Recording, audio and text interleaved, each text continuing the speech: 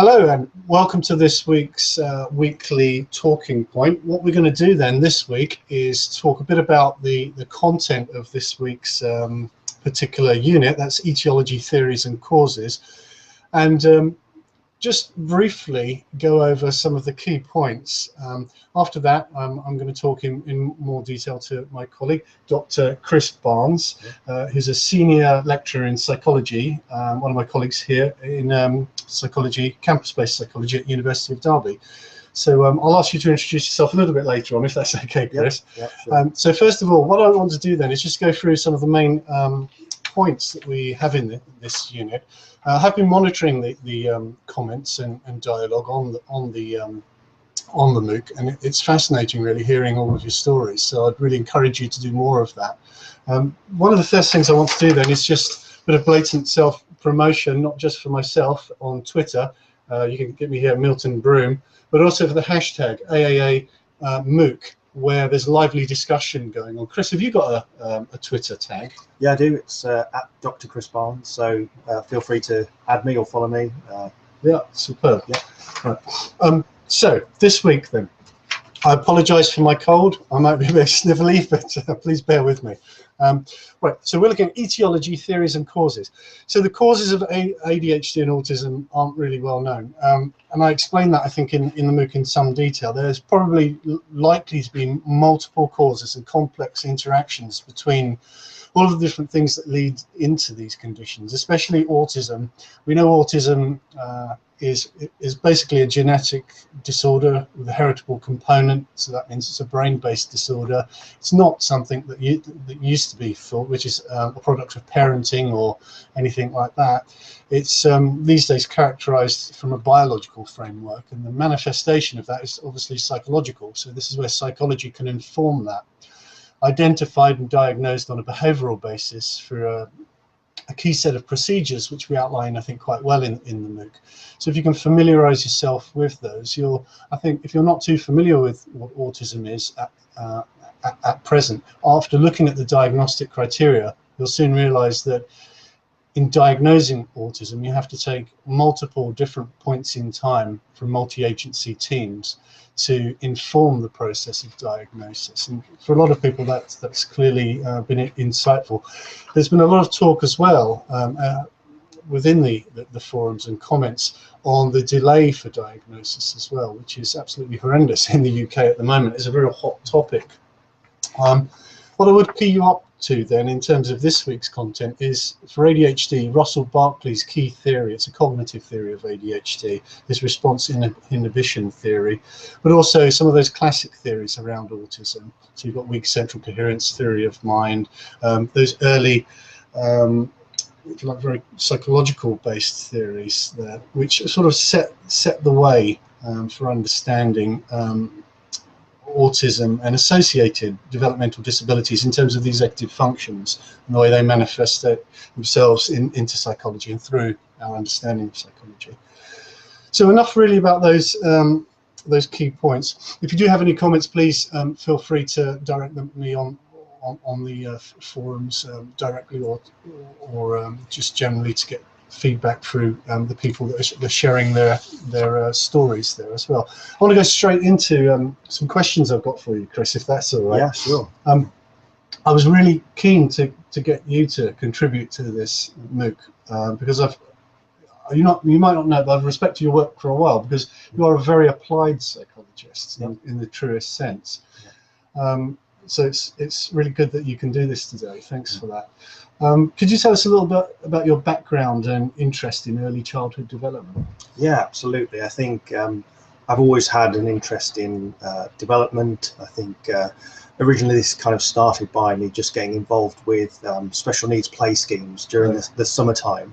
That sort of quickly led me into studying psychology at undergraduate level, and I'm very sort of mindful of when I got to choose what my project work would be in the final year of my undergraduate degree. I actually had a lecture in developmental psychology. It was the only lecture I had ever had from the person that later became my director of studies. And she spoke about premature birth and having a premature baby, what it's like to parent in a neonatal unit in a hospitalized environment. So I became very interested in that, and I spoke to her at the end of the lecture and I said, I'd really love to do my work with you. And so in sort of a roundabout way, I ended up then doing that final project with her and going on to do a PhD. And so some of my main focus is on not just the development of the child themselves, but also about parenting and what it's like to be a parent of a child that might have a variety of different needs. Okay. I was particularly interested in what it's like in a neonatal unit because it's not that ordinary kind of experience. It's not the have a baby, get discharged, go home, you know, congratulations, you're on your own to look after this wonderful new creation. It's a different start to life.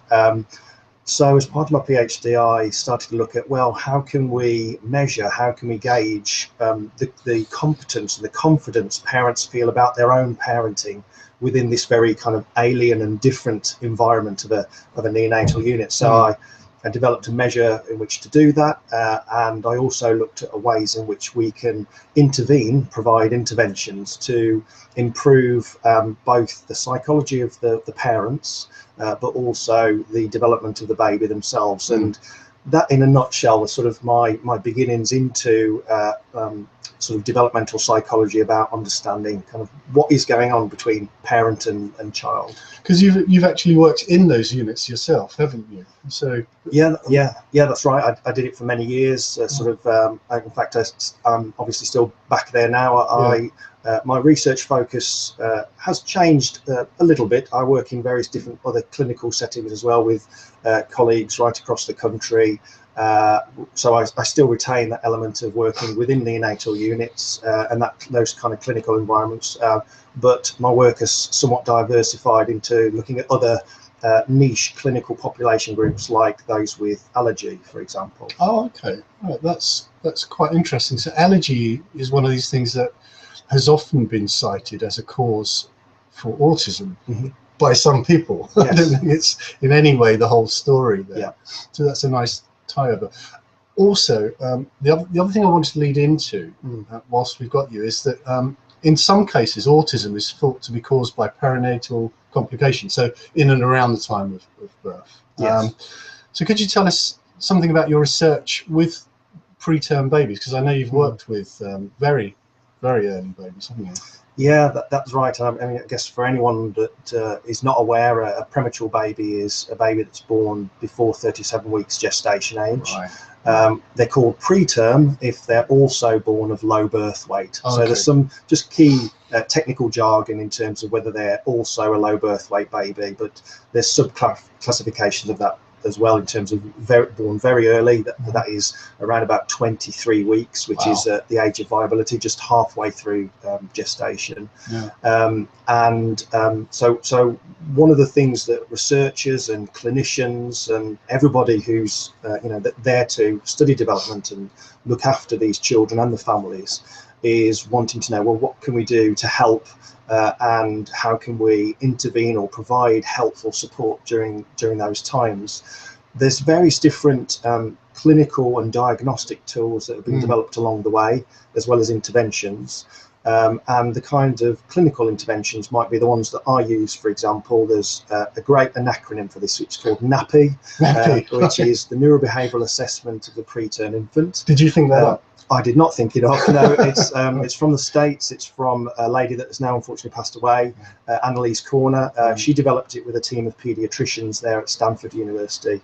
And it's a way of early detection, particularly around cerebral palsy. Oh, yeah. Okay. And there's a number of different high quality assessments like that. And so, for example, there's the Brazelton, which is one of the core sort of developmental tests. But then as the child begins to get older, you have other more established and robust scales like the Bailey scales of infant and toddler development. Okay. So whilst the NAPI and the Brazelton are really around that neonatal period, that first month of life, then the Bailey sort of takes over from that. It's from about 1 month up to 3.5 years, so we can get a real feel for the physical development as well as the cognitive development of the child. So that's very early in the child's development. Are those measures more physiological then rather than psychological? Yes, they are. They're naturally based on the physical processes that the baby can do. So that might mean in terms of gaze, it could be in terms of reflexes of the baby, and each of these different elements, and there are multiple components to these tests that help us understand how the baby's developing, how they're progressing. And these kinds of assessments have got normative data, which just basically means that you can compare it to the population-based estimates. So we know roughly what a typically developing baby, or in these circumstances, what a typically developing preterm baby should be doing at that time. And so it's important for us to know this kind of level of information. The interventions that I've personally worked on and developed were around a touch intervention. I mentioned that a little bit already, and the kinds of benefits, even from just a very small amount of touch from mother or father in the neonatal unit, has great consequences, significant ones that are often more beneficial than not. These are benefits in terms of the baby. They show increased weight gain. They're more likely to be discharged early from hospital. So lots of really physical things for the baby themselves. But what I was interested in was looking at the psychology of the parents, and that really hadn't been done before when I started my PhD, which was back in 2004. And so I was really interested in, well, what do these touch interventions do for the parents? Are they any good? And there was overwhelming evidence that those parents that took part in these types of tactile interventions showed increases in their parental self-efficacy. That is, technical, theoretical term for the competence that they judge themselves to have in parenting, and ties in with the scale that I developed at that time. It'd be so interesting to do some research with children, preterm children that go on to have diagnosis of autism. It'd be so hard to do, because you'd need to do a massive sample, and then see of that sample, see how many of these children went on to get a diagnosis of autism. So you'd have to have huge numbers in that. So it's not really feasible, but. No, I mean, there's a number of high-profile birth cohort studies which have taken place around particularly mapping the consequences of low birth weight rather than how it maps onto autism in particular. This data is freely available for researchers to use for those purposes. So, and that's sort of tens of thousands. And what they do in these birth cohort studies is they look at a very fixed period in time, and they use repeated measures or scales or whatever it is that they're studying over set periods of follow-up. Yeah. Okay. Fascinating. Wow. All right. Well, I've got another question I really want to ask you. Yeah. What are your views then on early interventions for children's developmental disabilities? Because you hear it time and time again in certainly in autism and to an extent ADHD publications, that you've got to get in early, you've got to get that diagnosis there so we can get the interventions in and sort of change the developmental trajectory or whatever. And I wonder what your views were on that. My personal view is that early intervention is key. I think that's generally the message that we get through the research.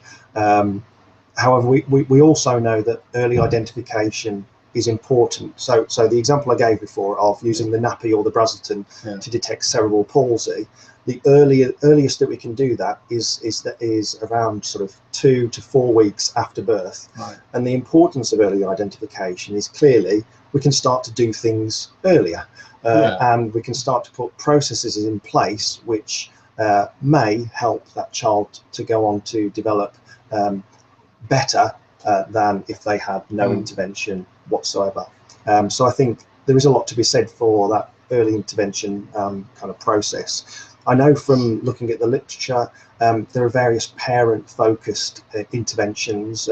Just to say a couple that I came across, there's play-based strategies, there's parent-implemented interventions, and rapid response parenting interventions. And this is just really a way of getting the parents more involved, particularly focusing on social interactions. This is with autistic children, obviously. Yeah. And putting these things in place as early as possible, and getting the parents more involved with these social interactions, with the view that it will hopefully improve things like language development in the autistic child, or that reciprocity between parent and infant. Because we see, basically, one of the frustrating things about autism research is that we simply don't know what causes autism. And I always say it's autisms rather than autism, which is one thing. It's a little bit like the way cancer is characterized. People say cancer, but it's cancers. It's so different from one another. So I think there are multiple routes in and possibly multiple routes out. But early interventions are probably one of the ways that we can put in place stuff that actually has a real world impact. Because we know the earlier you get in with an intervention, if it's evidence-based, whatever, the more likely you are to have good prognosis out the other end. Yes. But does it really matter if we know what causes autism or ADHD, if we can do something about the symptoms, I suppose? So there's an argument that, in looking at the etiology, the cognitive underpinnings or physiological underpinnings, biological underpinnings, we don't really need to have a good theory behind it, as long as it works. Yeah. So I think it's the application of strategies really is where a lot of the funding needs to be put at the moment, and then sort of almost playing catch up with the theory. Yes. But, and I'd just add to that really is that often, not just in autism cases, but in other settings, the focus is often on the child. Right. And I think equal focus should be placed on the parents themselves. Oh, yeah. There's a large amount of evidence to suggest that the way in which we intervene with the parents has a reciprocal and beneficial effect also on their child. And so it's a bi-directional kind of relationship, that if you help and support the parents, this will have knock-on effects, positive effects to the child and vice versa. Well, you must be psychic. That's exactly what I was going to ask. So what role do you think parents and parenting does play in autism and ADHD then? For example, parenting styles, strategies, interventions, and I suppose particularly I'm thinking about with ADHD, for example, there's a big emphasis on parental training. That's not to say that parents are in any way to blame for the behavior or the manifestation of ADHD. But what role might parenting play in these conditions? I think, as I've already alluded to, really, I think that parenting is often key. I think that a lot of the interventions that I'm starting to see in the literature focus on how we improve the way the parents receive support, and how also how the parents will learn about how to interact with their child, how to manage any challenging behaviours that might result. So I think that in that sense, it is key. There should be a key focus on sort of the parents in that element. Yeah, it's so difficult to know exactly what to do without it coming across as patronising, or this is how you should bring up your child, when really a lot of the parental training that I hear about isn't really about that. It's about managing behaviours, everyday behaviours that are applicable to all kids, really. I think it's about getting the parents involved. At the end of the day, each individual case or child is going to be different. Each individual family is going to be different. Yeah, good point. And the parents are experts about their child. So the more that you involve them in the different interventions that are out there, the better, as far as I would personally be concerned, because then they know what their child is best responding to. And it's kind of using the parent as a medium. So they communicate with the expert communicates with them about the kind of strategies and ways in which they might overcome challenging behaviours, increase social interactions, increase the language ability and the language development of the child. So I think that's the pinnacle role that parents play in the whole scheme of things. I think that's really important to mention. It's sort of a little bit refreshing that in the changes of the DSM, the recent DSM-5 change, well, not recent, a couple of years old now, but that's reflected in taking the parental voice into account much more, as well as local policy and the education and healthcare plans that are meant to be written through the local authorities. very much give a voice to parenting as well as the person being diagnosed with Yes. autism. So I think that there is a sort of a sea change slowly happening, Yes. where that voice of actually the people that really matter most Yes. is coming through. Yeah, and also just to add, you know, the first 2 years of life, not that the other bits afterwards aren't as important, but they're really crucial for a lot of elements of development, both sort of cognitive, social, behavioural, and a lot of the brain structures and pathways are being set in place. So I think you mentioned earlier about early intervention and involving parents in that, and I think those are the things that we can do to help enhance these situations, is getting in there quick and getting parents involved as much as possible. So you sort of ascribe to a sensitive period then, where you need to get. Last week, Dr. Sigrid Lipka was talking about sensitive period for language development, for example. Yes. So that would be reflected in sort of cognitive development as well. Yeah. Yeah. Although that said, there is a great degree of neuroplasticity in that kind of, and that is the brain's ability to remold itself and restructure, and is particularly important in terms of preterm birth. Yeah. And the way in which the brain recovers from a certain degree of what's just known as insult brain injury. Okay. And so the brain is capable of restructuring itself. However, there are still these sensitive periods where we know that we have to try and get in there quick before these key milestones are reached. I think that's one of the reasons why we haven't got a good general theory of both ADHD. Well, not very good general theory of ADHD yet, getting there, but certainly for autism, because of the crossover between psychology, psychiatry, neuropsychology, and the physiology, the biology, and the psychology. They all need to come together, and that's very, very difficult because you have researchers publishing in different journals, don't necessarily speak to one another. No. So you get these discrete theories cropping up. It's either a cognitive theory or a biological theory. And that's interesting because the move within developmental psychology as a subdiscipline of psychology is to put all of these inter-collaborative disciplines together, working together for the sole study of development. So it's multiple professionals all coming together to understand and share that knowledge. That doesn't always quite work in practice because there are these disparate kind of publication areas or different conferences that people will cluster to.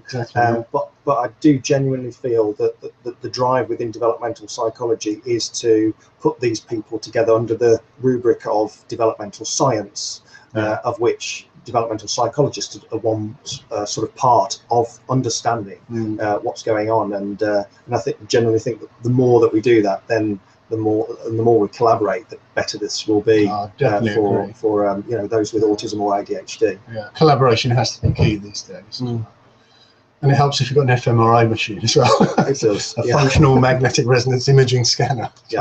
Okay, so let's move towards wrapping up there. I just want to ask you then, do you have any advice or tips for parents who suspect their child has problems with their early development? Yeah, I mean, I guess it's important to say I'm not a clinician, but to getting there as early as possible is key. There are lots of support mechanisms, and maybe some of you watching this will already be familiar with lots of those sort of support networks, forums, helplines.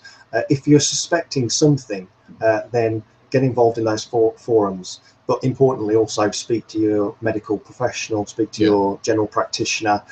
Really start and don't let it go until you're absolutely satisfied that you're getting an adequate response. Or you mentioned already, and I saw last week's video about that length of time into diagnosis, which, you know, is really shocking. And that's what a lot of the feedback that we were getting on the forums was saying, that a lot of people are really shocked by that. Although we did see some different country variations between diagnosis, and I think I would just encourage you just to keep going at it and keep involving the medical professionals as much as possible until you've got a diagnosis of some kind. Yeah, good advice, thanks.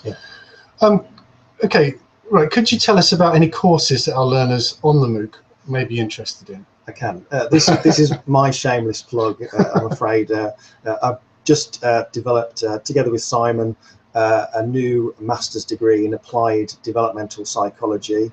And the really great thing about this, I think, it won't launch until September 2017, and it's a standard campus-based master's, but we'll be doing some really cool stuff around applying not just your learning theory, but it's about how it applies to real-world contexts and applied type settings. So there's a kind of a key focus on educational settings, healthcare settings, or other clinical settings like speech and language clinics, for example. There'll be some great modules in terms of learning about the different types of assessments that that we employ as developmental psychologists. So there, for example, I'll be talking about the NAPI or the Brazelton, and I think we've got some other assessments. I think maybe you're covering the WISC, is it? Yeah, the Weschler Intelligence Scale for Children. Yeah, exactly. So so there'll be lots of hands-on live demonstrations. So we'll be getting children in, not from the street quite, but and you'll be able to sort of implement the different assessments with them. It doesn't train you in it, but it gives you a familiarity with those kind of assessments. We've got some different kind of equipment here as well, an observational suite. We've got an EEG machine, and we've also got eye tracking software that we can all use to make it a more hands-on applied degree.